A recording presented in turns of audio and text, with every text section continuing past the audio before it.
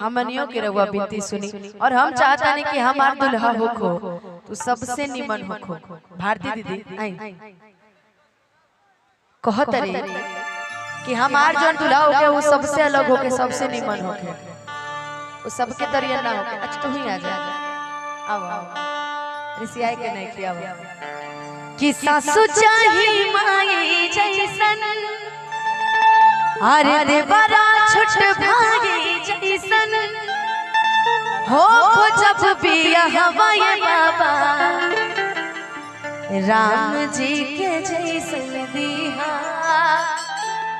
हमारो दुल्हा हवाए बाबा। कहता रे कि दुल्हा राम जी नियन चाहिए, लेकिन दुल्हा अक्सर मिल जाए केकरा नियन जाने लो, शिव जी के नियन। राम जी दुल्हा मांगो तो शिवे नियन दुल्हा मिली है, केहू से पूछ लियो। बाकी निमन होके के चाहिए शिव जी बोले ना, शिव जी बुझता रू कहां से। हाँ तो लड़की कहती है बड़े प्यार से भोलेनाथ से, बोली बोली शंकर भगवान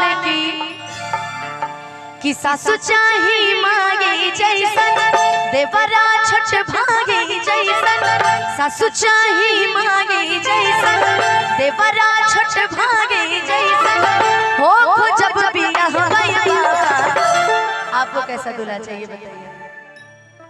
आपको सब चलेगा, आपको कैसा दूल्हा चाहिए? अच्छा इधर आइए, अच्छा इधर आइए ना। कैसा दूल्हा? उधर पीछे नहीं जाना है, यही रहना। आपको कैसा दूल्हा चाहिए इसमें से? आसाराम जैसे? बाप रे बाप, आसाराम जैसा दूल्हा आपको चाहिए? आप मैंने नहीं बोला, आप ये लोग बोल रहे हैं, ये जनता ये सब जानती है कि हो अरे बियाह हवाए बाबा राम जी के जैसन दिहा हमारो दुल्हा हवाए बाबा, राम जी के जैसन दिहा हमारो दुल्हा हवाए बाबा। सासु चाही मांगे जैसन देवरा छोट भागे जैसन, सासु चाही मांगे जैसन देवरा छोट भागे जैसन हो जब बियाह हवाए बाबा। इसका डिले खोल कर रखिएगा साउंड वाले भैया। हो जब बियाह हवाए बाबा।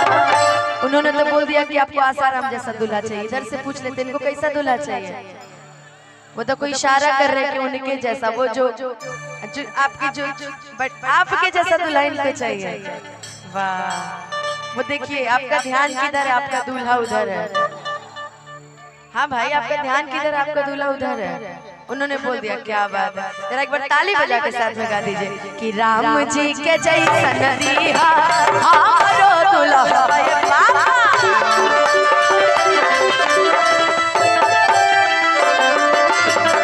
राम जी के जैसन दिहा हमारो दुल्हा हवाए बाबा।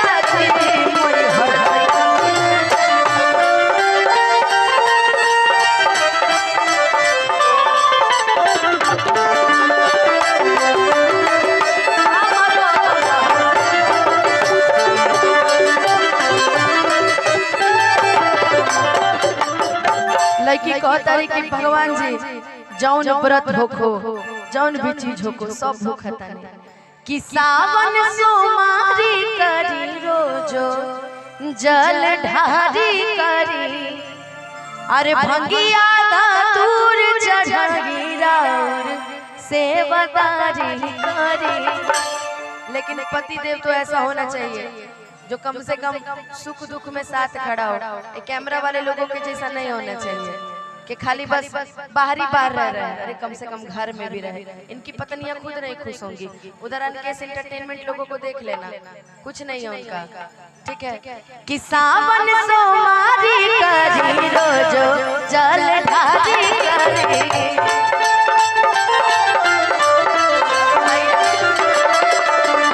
भंगिया दूर चढ़ी राउर सेवदारी करी।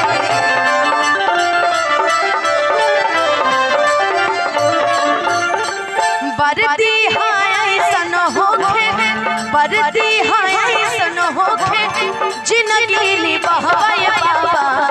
भैया आपका नाम कम से कम नाम बता दी। वाह अभिमन्यु राजभाजी मनियर से देखिए इनकी तरफ से हजारों रुपए के आशीर्वाद। अच्छा अच्छा सेल्फी। वर्दी हाय सन होखे वर्दी हाय सन होखे जिंदगी निभाए बाबा। राम जी के जैसन दीहा हमारो दुल्हबे बाबा। राम जी के जैसन हमारो दुल्हबे बाबा। राम जी के जैसन दीहा हमारो सजनबे बाबा।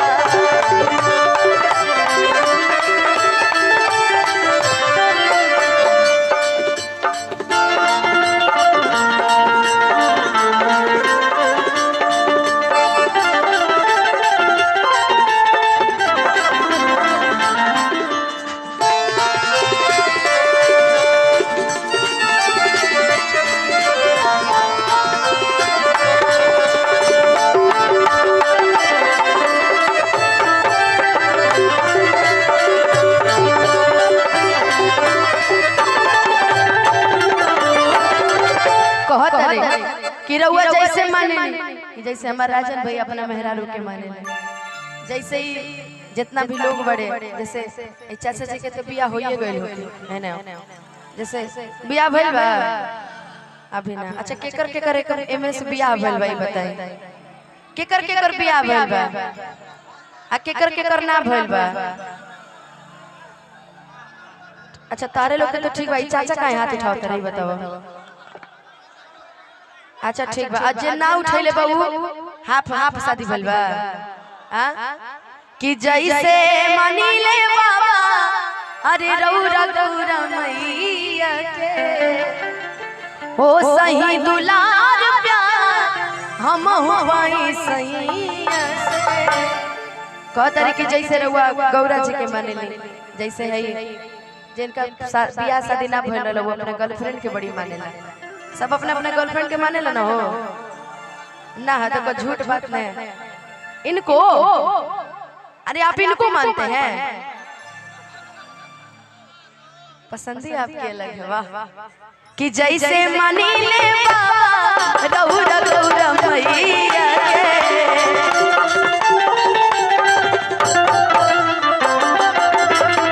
हो सही दुलार प्यार हम होई सैया से।